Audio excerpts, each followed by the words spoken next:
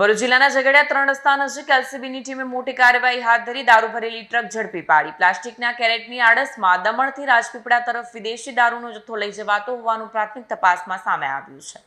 ભરૂચ જિલ્લાના ઝઘડિયા 3 રસ્તા નજીક એલસીબીની ટીમે કાર્યવાહી કરી દારૂ ભરેલી ટ્રક ઝડપી પાડી છે। પ્લાસ્ટિકના કેરેટની આડમાં દમણથી રાજપીપળા તરફ વિદેશી દારૂનો જથ્થો લઈ જવાનો હોવાનો પ્રાથમિક તપાસ સામે આવ્યું છે। પોલીસે ટ્રકની તપાસ કરતા તેમાંથી વિદેશી દારૂ અને બિયરના કુલ 11,916 નંગ મળી આવ્યા હતા।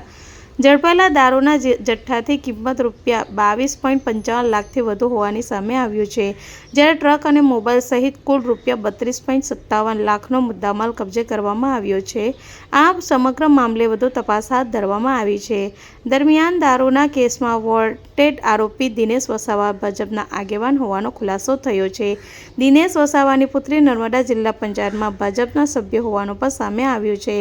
એલસીબીની કાર્યવાહી બાદ દારૂનો જથ્થો ક્યાં પહોંચાડવાનો હતો અને આ સમગ્ર નેટવર્કમાં અન્ય કોણ સંડોવાયેલું છે તે અંગે તપાસનો દોર શરૂ થયો છે।